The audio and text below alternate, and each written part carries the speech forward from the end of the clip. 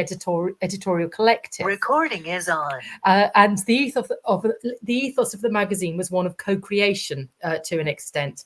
The proximity of the editorial collective to young people was reflected in the fact that Somos Jóvenes went on yearly camping trips with young university students, trained young people in youth clubs and journalism, and here you see a discussion group with young people, which was then reported in the magazine.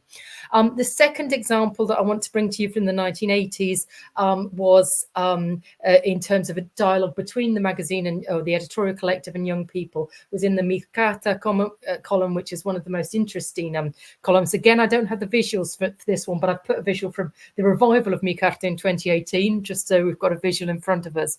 And this was that when the Mi Carta page was created, it works as a dialogue on issues pertinent to young people. And interestingly, this methodology was re-employed by the director Guillermo Cabrera Alvarez for Juventud Rebelde a bit later with a column called La Tecla Ocurrente. And in these readers' letters in Somos Jóvenes, some of them were quite mundane, so not so mundane, but sort of everyday. Sorry. So questions about where to acquire camping equipment were covered. Questions requesting posters of different pop stars in the centerfold of the magazine. But these questions, the Mi Carta column was also a forum to discuss youth cultures which were seen as problematic, such as the friki youth culture, or the cheo youth culture, or to express anxiety about the love that was felt for cultural reforms from the capitalist world, such as Michael Jackson or the Beatles. My third example that I want to give you from the 1980s is the coverage of sexual issues. And this is where Somos Jóvenes was really unique in the late 70s and 80s, particularly in the columns of Cristina González. And you'll see that the sexually active, responsible, empowered female was of particular importance here. The magazine wanted to be responsive to readers, requested that readers ask questions so that the editorial collective could then provide expert answers. This is both a reflection and a representation and a form of pedagogy, which we later can see embedded with the creation of Senesex in 1988. Sexual issues covered by the magazine in the first era included teen pregnancy, the clitoris, the menstrual cycle, sexual gains, the average length of a penis, honeymoon cystitis, women's sexual satisfaction, or indeed lack thereof. So a very broad agenda there. In summary, to kind of summarize the 1980s, Somos Jóvenes became a new space for youth expression and debate, whereas, for example, in the 1960s, contradictions and tensions in the youth culture played out largely in physical spaces, and we now see tensions being played out in the mass culture. And circulation of the magazine was about 200,000, although this did at the beginning, although this fell in 1983 due to a paper shortage. The representation of youth we see in Somos Jóvenes in the 80s points to an empowered generation, sexually, culturally, politically, unafraid to challenge social mores. And this was further reflected, if anyone has read up on the Youth Congress of 1987, you see that again. And the shift of youth culture from the streets into the representational mass culture. This, I think, shows us the value of looking at youth as a unit of analysis, and it moves us past understandings or to another place of understandings of the era, which look at only perhaps at rectification as a turning point. And perhaps we could conceive of a generational unit beginning with the 1978 Youth Festival and ending with the start of the special period of which Rosie will now talk. Yeah, so this happy, confident, sometimes kind of complacent youth that we hear about in the 1980s is not one that we see replicated in the 1990s. So once we're in special period conditions, I think one of the interesting things that we see is not so much in the early part what model of youth is being produced or what model of Cuba is being produced, but that it's complicated and it's confused, and the messaging is confused for a while as people are kind of adjusting to this this new reality that they're experiencing. So if we look at the example of publicity or adverts within the magazine Somos Jóvenes. So if we're looking back at 1989, most of what we're seeing is good citizen messages. quite broadly conceived, not hugely politicized, but good citizen messages. So this campaign on reading, for example, and a relative comfort with bringing in external figures as well. So some of this from the late 1980s is using these sort of Americanized imagery fairly unproblematically.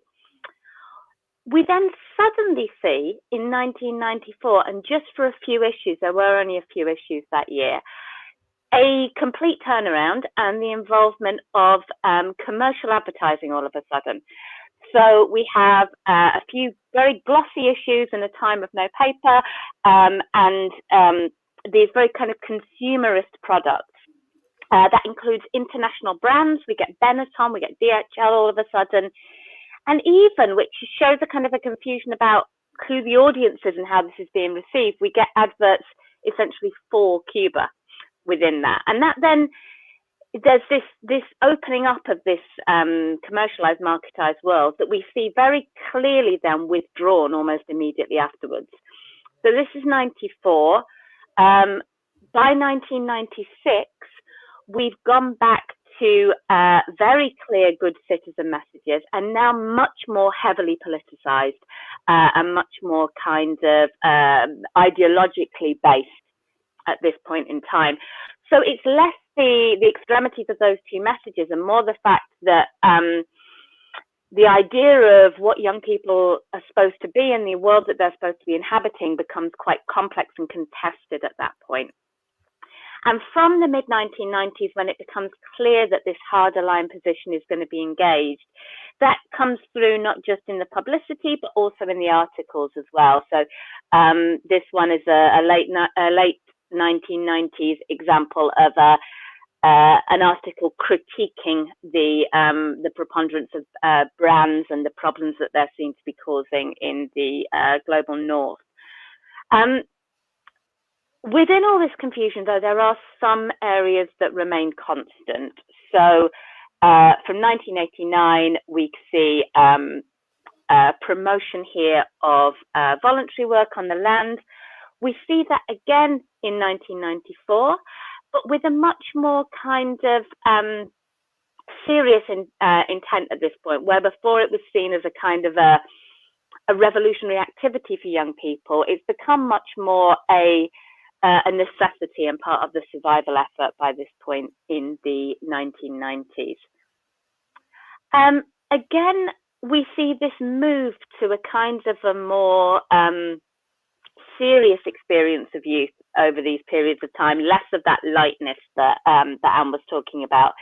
So these are 1989, fairly low resource still, but how to make yourself your own backpack, the idea of young people spending time in sort of wholesome leisure activities, cooking together and so on.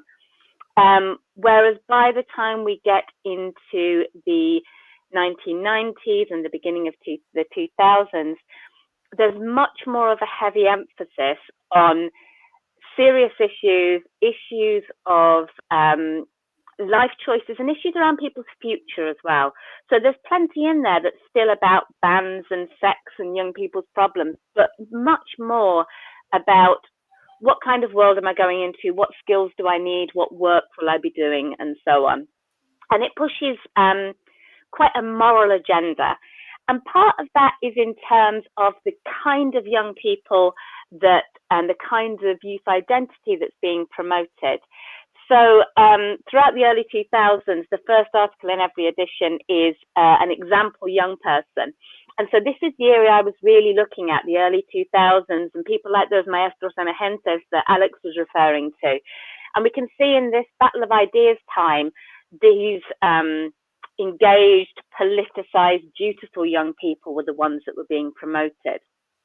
And there's also a more judgmental turn to that sexual liberation that Anne was discussing earlier. So if we see, this is a comic strip from the late 1990s, looking at the ideas around jineterismo and sex work, and it's presented as this kind of redemptive story of this individual woman being led into what might be seen as kind of immoral behavior and then being saved by this love of a good man who forgives her moral transgression. So interesting that it's not seeing her situation in terms of her social and economic circumstances, but in terms of her kind of individual morality. And throughout, there's this sense that that young people, as always, are seen as the future and as potentially transformative, but also as not as comfortably moral, as that there's a morality in terms of public and private life that needs to be kind of enforced. So we see this battle for a youth identity.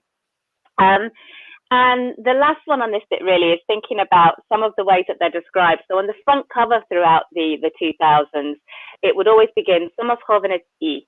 And we can see all these different descriptions of how young people were seen and how they were encouraged to see themselves.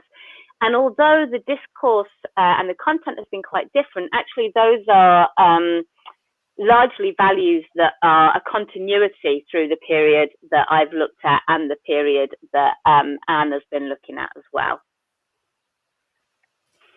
Anne, are you back in? Yeah. So the last questions that we really are asking ourselves now is where next for Somos Jóvenes in the era of new media. It's currently online. Will Somos Jóvenes still be a vehicle of representation for youth via its Facebook page or via where it is now, which is on medium.com, and we're not sure where its website went?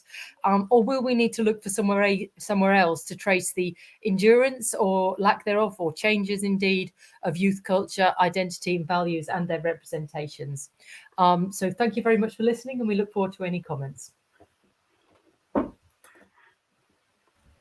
Thank you very much. That's virtual applause coming your way. I haven't quite learned how to do it yet. Oh, fantastic. Okay, so I'm just going to go to the chat and the hands up. Thank you very much. Rosie and Anne. So questions for Rosie and Anne, and Jackie had jumped in there, or for Alex in the previous paper. En español o en inglés, como quieran.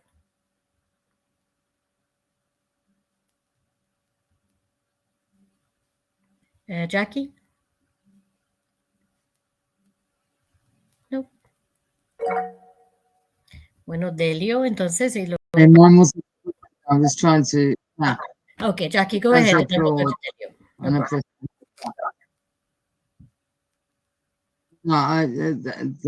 were great. They were both interesting and informative, but I don't have a comment or question. Okay, fantastic. Okay, entonces, Delio, una pregunta o un comentario desde Manzanillo. Qué gusto. Delio.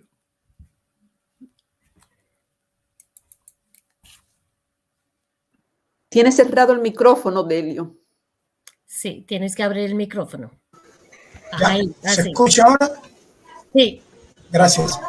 Quería hacer un comentario sobre la exposición de Alexander Cordobés sobre el tema de la educación.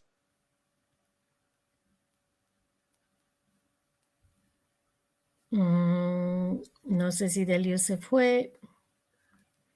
Delio, si hay un problema con la conectividad, lo mejor es hacer la pregunta por el chat, ¿no? Y así por lo menos sale entera la pregunta, integral. Vamos a esperar porque parece que hay un problema de conectividad para Delio. ¿Alguna otra pregunta o algún comentario? Muy interesantes las dos ponencias. Bueno, Alex, are you happy in English or would you prefer Spanish?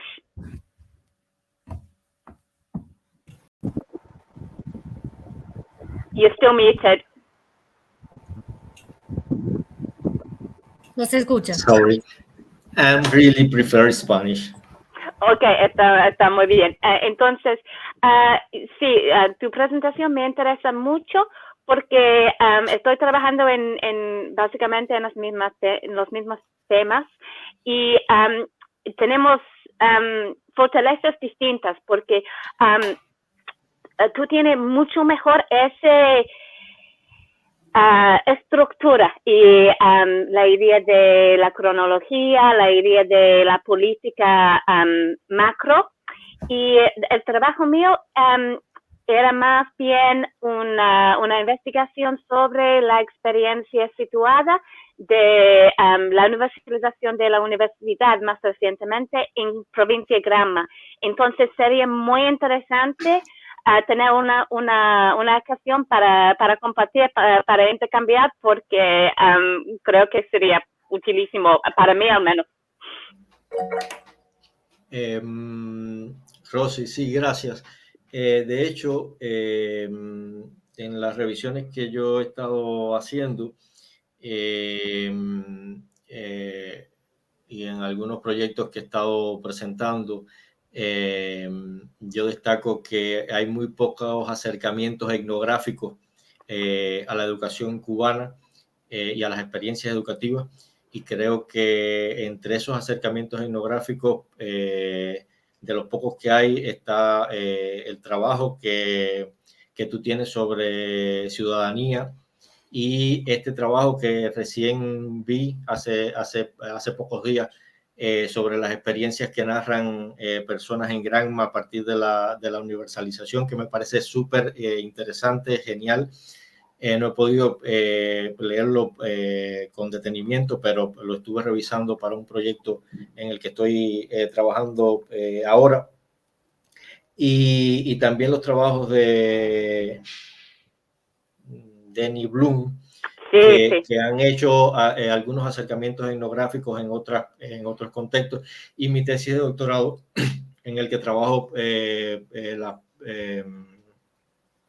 trayectorias de profesores de secundaria básica en Holguín.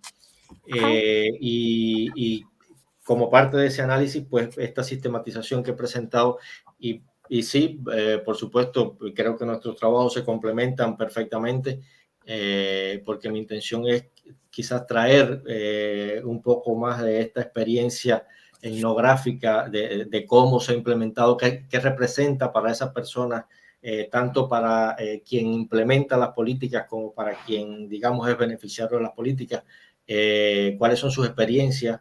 El año pasado grabé algunas entrevistas en Cuba de estudiantes míos, un poco abordando cómo les cambió la vida la universalización, precisamente, entrevistas que todavía tengo pendiente analizar y sacar algunas lecturas de ellas, y sí, creo que sería genial que podamos conversar en un futuro sobre cómo articular los trabajos que venimos haciendo, que se complementan perfectamente. Gracias, Rosi. Sí, mantenemos en contacto entonces. Muy bien. Hay un par de comentarios y también después voy a pasar a Miriam. Bueno, Miriam precisamente dice, me interesa el trabajo de Alexander Cordobés, que se relaciona mucho con mi investigación. A lo mejor vas a decir un poquito más de eso, Miriam. Y Adrián, de Holguín, y Adrián Ludet Arevalo dice, muy interesante el trabajo de Alexander. Este tipo de acercamiento es necesario porque ofrece una visión novedosa centrada en los profesores y en los actores. Me parece muy bien. Excelente. Miriam, ¿quieres hacer una pregunta o un comentario?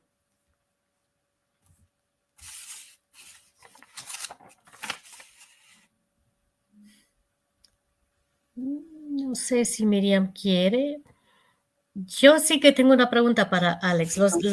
Las dos ponencias muy, muy interesantes, muy buenas. Ay, perdón, Miriam, ya. Sí, no, es que estaba con el micrófono. Adelante. Alexander, muy bueno tu trabajo y me ayuda mucho a ver esa contribución tuya de la educación superior en el desarrollo, digamos, que se refiere a mi trabajo, el desarrollo de la ciencia en Cuba.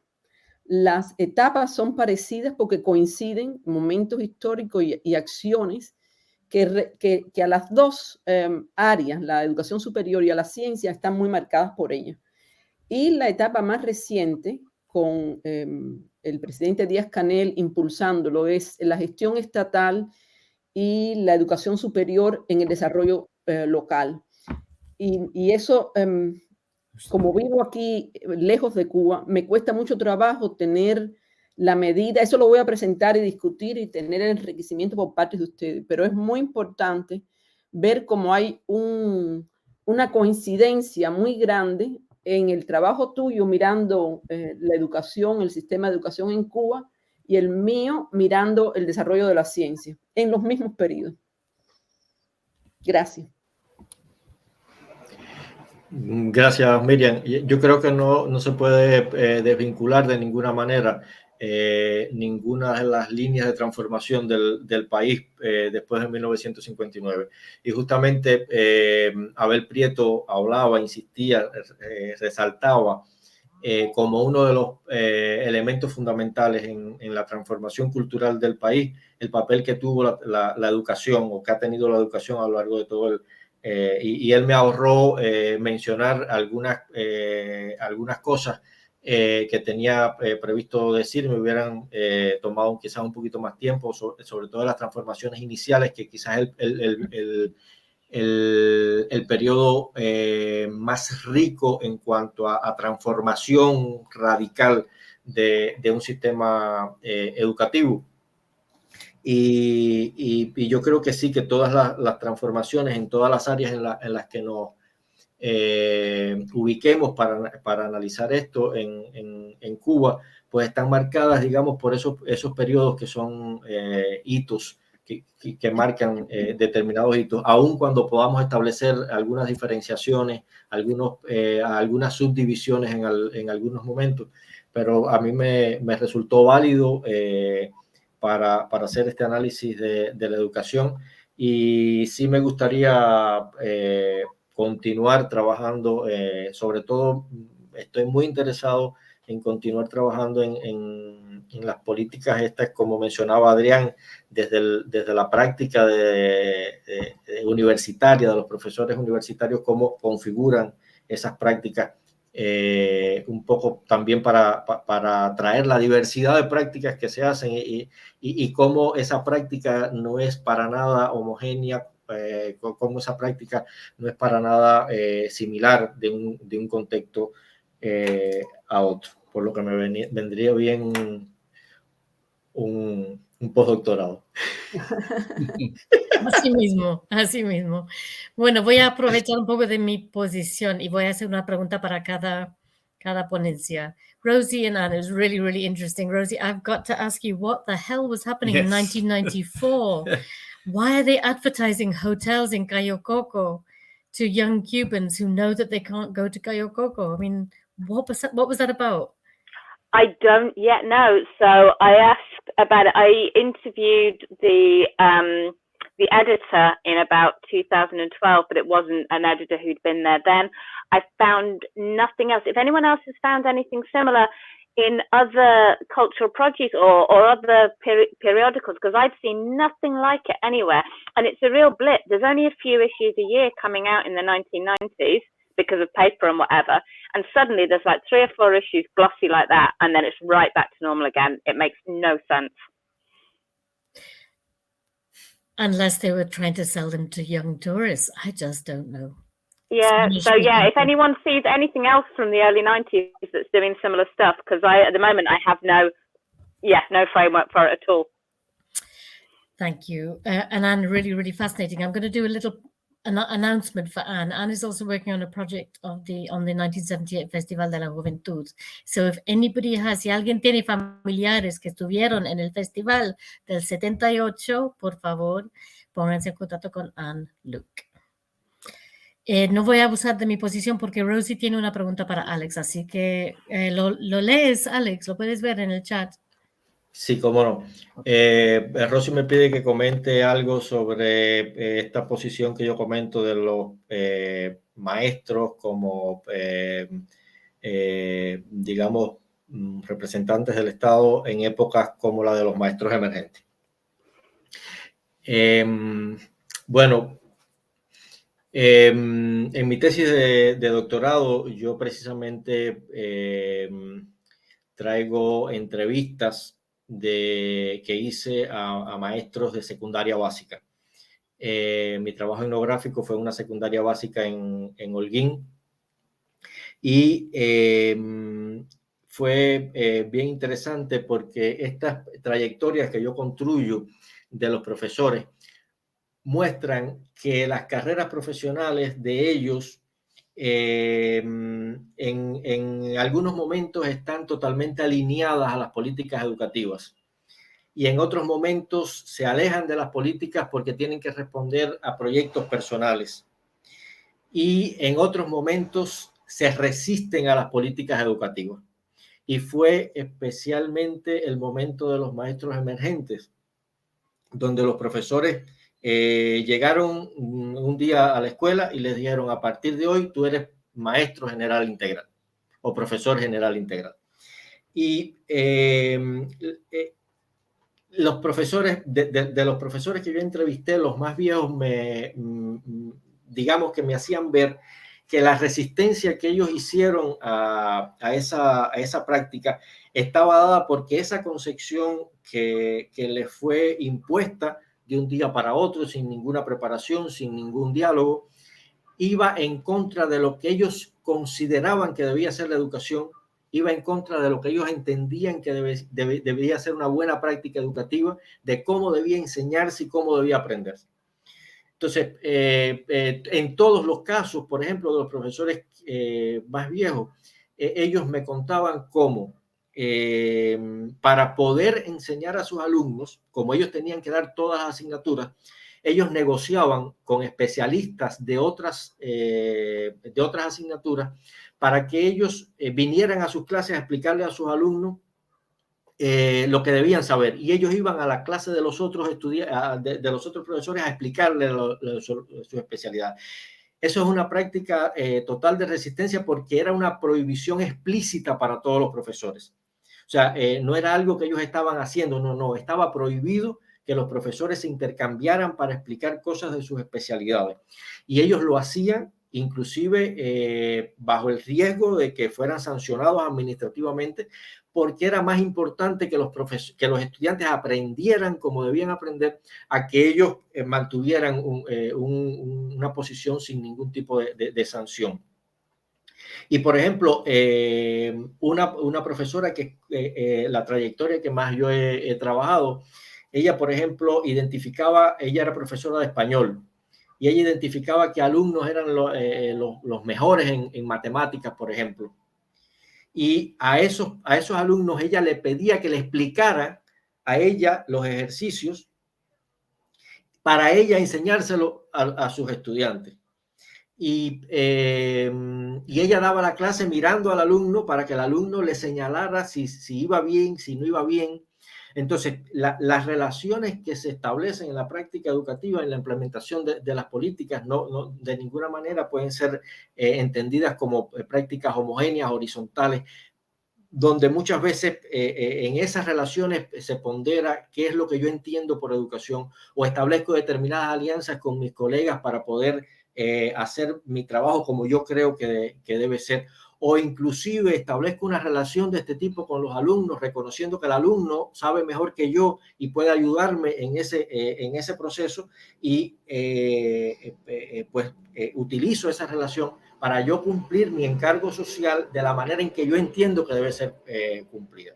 Entonces, son dinámicas que solo es posible acceder a ellas a partir de un acercamiento etnográfico, a partir de buscar las experiencias de cómo son implementadas estas prácticas, porque yo creo que no podemos entender un proceso de transformación a gran escala como la Revolución Cubana sin entender cómo se transforman las relaciones concretas de las personas y cómo se hacen esas prácticas concretas de las personas en ese gran proceso de transformación, en relaciones de estar alineados, de estar comprometidos con las políticas, pero también en cómo son contestadas esas políticas, cómo son resistidas esas políticas y modificadas en la práctica, o hechas las prácticas de otra manera para cumplir con las propias políticas.